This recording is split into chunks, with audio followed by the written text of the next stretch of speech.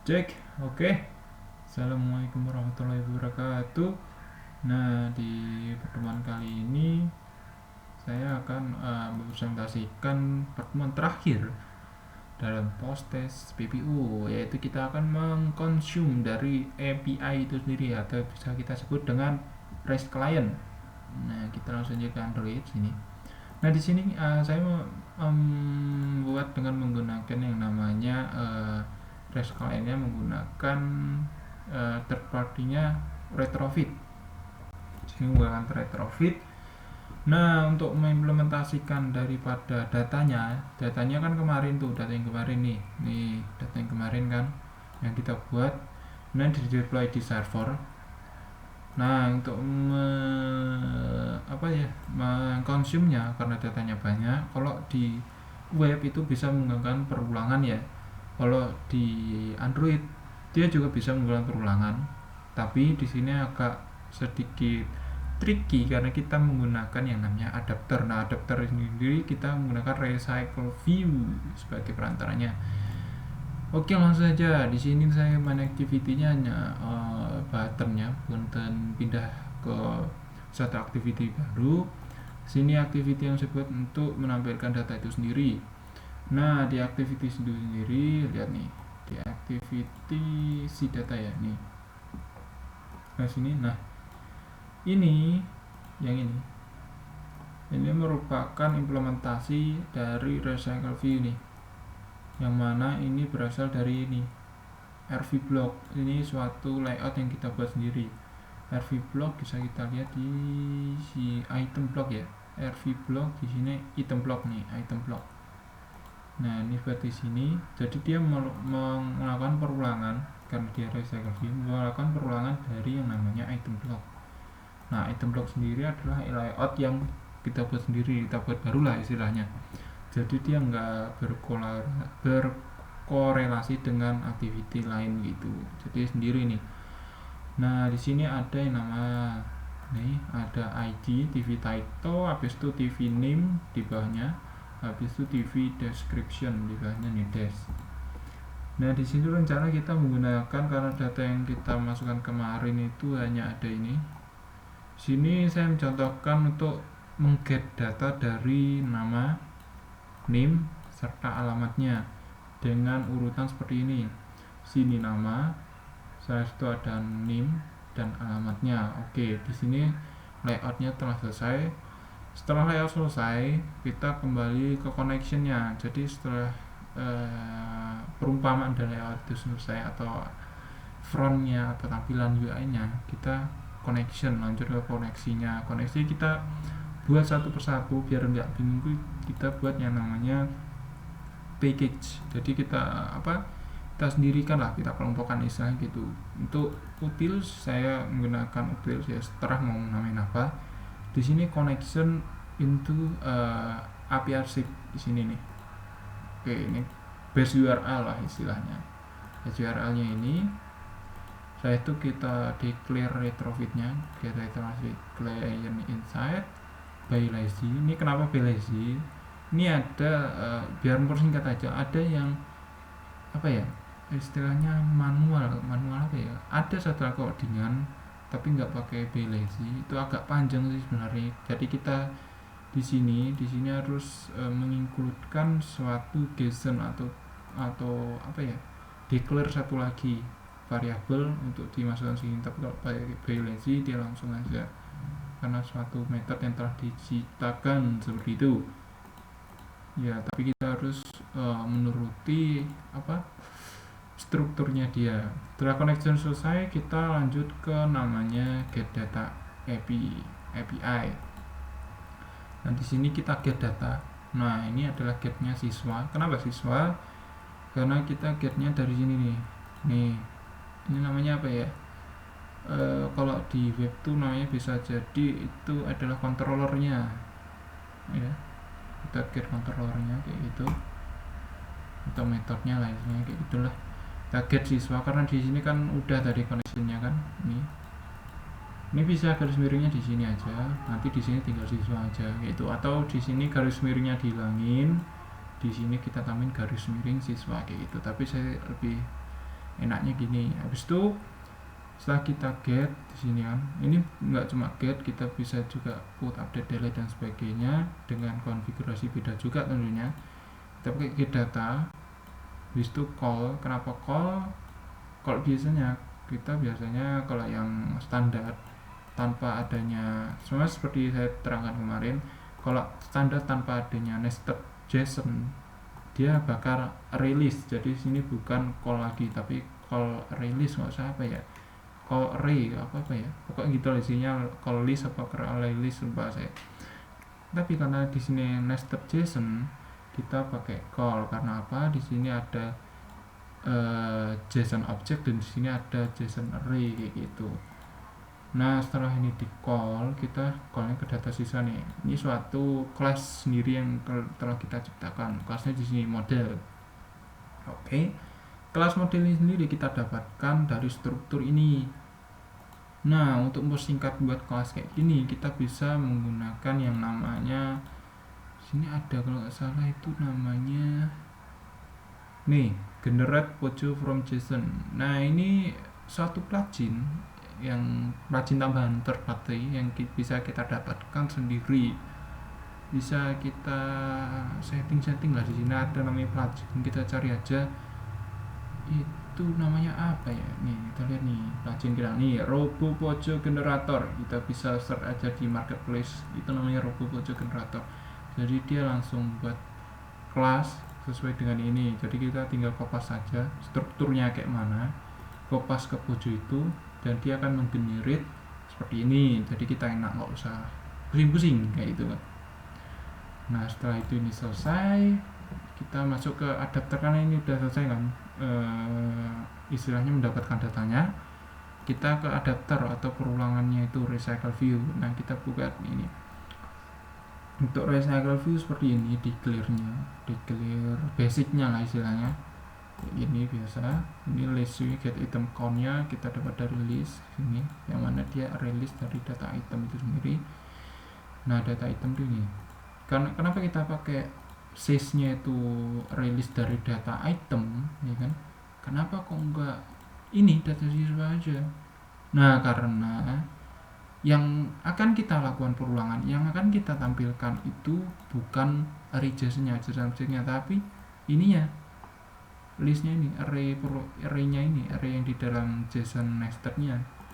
Jadi ada sedikit tricky di sini. Kadang tuh di apa ya, di learning itu di YouTube dan sebagainya, biasanya dia cuma mengimplementasikan yang namanya JSON array, JSON biasa lah istilahnya, nggak ada nestednya. Nah di situ yang agak rancu, aku juga ya baru temu sedikit referensi sedikit gitu kan. Kita sampai mana tadi? Sampai mana tadi ya? Oh ini siswa adapter, ini udah kan, ini di adapter. Jadi listnya kita pakai yang namanya dari data item, jadi yang nestednya JSON. Setelah itu di positional sesuai dengan posisi yang kita request tadi kan. Nah itu ada namanya siswa order. Ya biasalah, kita harus ya belajar dikit-dikit tentang resolve view. Nanti kita dari resolve view itu ada 3 kelas yang function yang standar yang akan dibuatkan, dan ini kita buat sendiri karena dia adalah action dari resolve view di sini. Jadi kita buat di sini nih. Nah di sini kita tempelkan lah istilahnya TV title tag. Nah ini anaknya Kotlin, kita bisa menggunakan yang namanya itu namanya lupa, Kotlin apa tuh lupa. Adalah Kotlin yang nggak usah, kalau pakai Java kita harus WinView by ID, nggak, kita kalau di Kotlin tinggal tv.title langsung ID-nya. Cuman kekurangannya ketika ada nama yang sama dia akan merancu lah, istilahnya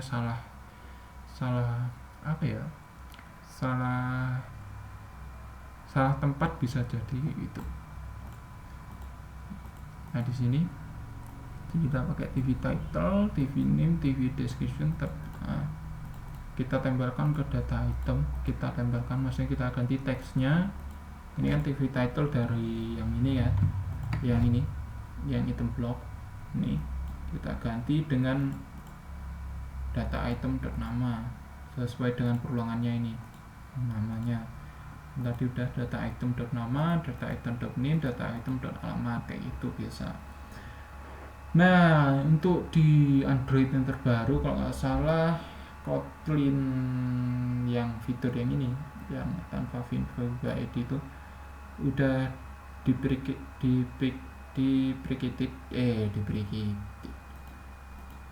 kalau nggak salah udah kadaluarsa kalau nggak salah ya, udah kadaluarsa atau tidak bisa digunakan lagi oleh Androidnya itu sendiri, tidak direkomendasikan lagi. Sebenarnya bisa cuman ya udah nggak direkomendasi lagi gitu, katanya udah pakai bundle gitu kan, sangat tidak efisien bagi saya bundle itu, waduh terlalu banyak. Setelah itu kita lihat di mainnya, di main kelasnya, di si datanya itu sendiri. Di sini kita akan membuat satu function baru namanya getData API, yang mana dia akan ini seperti biasa. Untuk yang retrofit client-nya, retrofit client itu intinya di sini nih. Nah, di sini. Jadi ketika on failure itu akan mengeluarkan log atau apa ya, notifikasi nanti di logcat-nya, bisa message-nya apa, to string kayak gitu. Ketika response silahkan masukkan di sini nih. Jadi dia masukin datanya, list data response.body data. Ini dari mana? Ini dari sini. Respon tuh dari ini, data siswa. .body, ambil bodinya. Kenapa kita datanya? Karena di sini ada yang namanya null label biar safety itu. Terus ambil datanya, data di sini. Nah, nih ambil datanya. Saya ingin ambil data, kayak itu istilahnya. Setelah itu kita ambil sini, maksudnya list sudah kita declare di global variabelnya di global. List add all it itu apa sih? Itu ini maksudnya.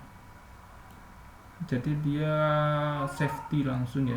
Kemarin kan ada yang cuma list.add all, ini bukan it tapi list data, dia langsung error. Dia mintanya kayak gini karena dia ingin safety langsung dari Kotlin-nya. Setelah itu file adapternya kita declare siswa adapter yang ini, oke, yang sama tadi. Masukin listnya yang mana sih? Yang itu tadi yang udah kita masukin. Add all it-nya apa? List data. Oke.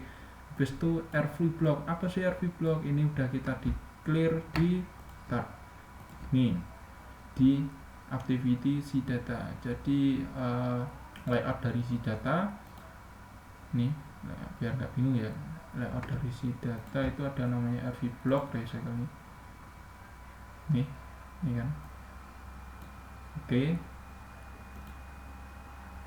Mana tadi? Nih dot adapter, kita masukkan adapternya, namanya adapter yang mana ini, yang di atasnya, yaitu siswa adapter, kayak gitu. Nah, ketika kita jalankan, jangan lupa di sini ketika kita request suatu API dari server atau REST kalian ya istilahnya, jangan lupa kita harus mendeklar yang namanya di sini ini access networknya, permission networknya. Setelah networknya selesai, nah di sini ada sedikit tricky lagi karena ini yang si data ini ada error karena Android akan support pengulangan seperti itu hanya di level 28 kalau nggak salah aku lihatnya. Nah, itu bisa bisa sedikit kita lakukan modifikasi di sini di Android sini. Kita Android sini di build.gradle, compile optionnya kita tambahin namanya compile option dan Kotlin option. Jadi kita target dari Java versinya kita turun ke 1.8 kayak gitu.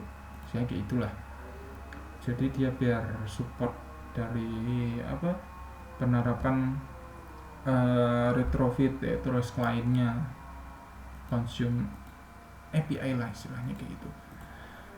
Oke, setelah itu kita jalankan. Sini udah langsung saya jalankan biar enggak kelamaan. Ini untuk melihat apa ya, kalau di running tuh kayak C++ atau Python dan sebagainya, ini kayak emulatornya, jalannya cerita lah istilahnya. Kita pencet C, dia akan request ke servernya. Nah ini udah request kan, udah bisa request. Ini berarti kan udah selesai requestnya, dan ini kita dapatkan dari saya deploynya ke sini, webhost ya. Ini API arsitektur 000 webhost app.com. Contoh kita giniin, sama, seharusnya sama ya, karena kita pakai free account ya agak lemot lah, dan kita hanya mendapatkan 100 tabel gak salah. Udah sama nih, sama persis. Oke, mungkin itu dari saya. Apabila ada salah kata mohon dimaafkan. Sekian, wassalamualaikum warahmatullahi wabarakatuh.